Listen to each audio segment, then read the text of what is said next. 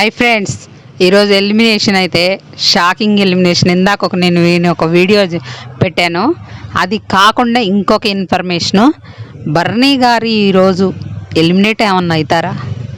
ఎందుకు అవుతారు అనుకుంటారు? పాపం ఇద్దరు కూతుర్లు నామినేషన్లోకి వచ్చారు, తమ్ముడు కూడా నామినేషన్లోకి వచ్చిండు. కానీ ఇమాన్యుయల్తో అంత మంచి ర్యాపో ఈ మధ్య లేదు.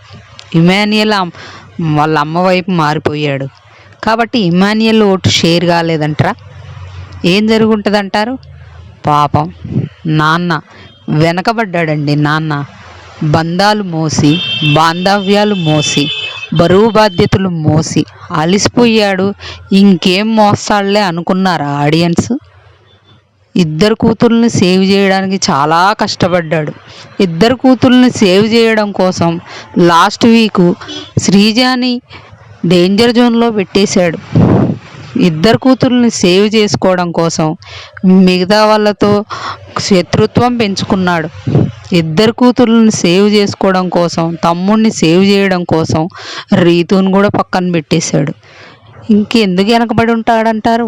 ఇన్ని బంధాలు బాంధవ్యాలు మోసి అలిసిపోయి ఇంక నువ్వేం అలిసిపోతావులే అనుకోని ఉంటారా?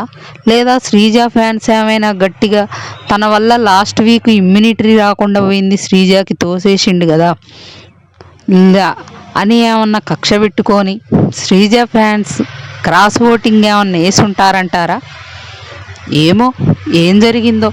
ఈరోజు సిచ్యువేషన్ చూస్తే బర్నీ నాన్న ఇద్దరు కూతుర్ని సేవ్ చేసుకోవడానికి హౌజ్లో ఎంత కష్టపడ్డారో బయట కూడా అలాగే కష్టపడి తను వెనకబడిపోయి ఉండొచ్చు. అదే జరుగుతుందేమో అనిపిస్తుంది ఈరోజు నాకు. అదే జరిగితే హౌజ్లో వచ్చిన వాళ్ళందరూ టాప్ 1లో పెట్టారు. ఆ దివ్య చెల్లి టాప్ 1లో పెట్టి తనతోనే ఫేక్ బాండ్ పెట్టుకొని ప్రతిదానికి ఏడ్చుకుంటూ, నువ్వు నాతో మాట్లాడట్లేదు, నువ్వు నాతో సరిగా ఉండట్లేదు, నువ్వు నన్ను దూరం పెడుతున్నావని నిన్నగాక మొన్న వచ్చిన ఆయేష కూడా నేనంటే నీకు ఇష్టం లేదేమో అని మాట్లాడింది కదా.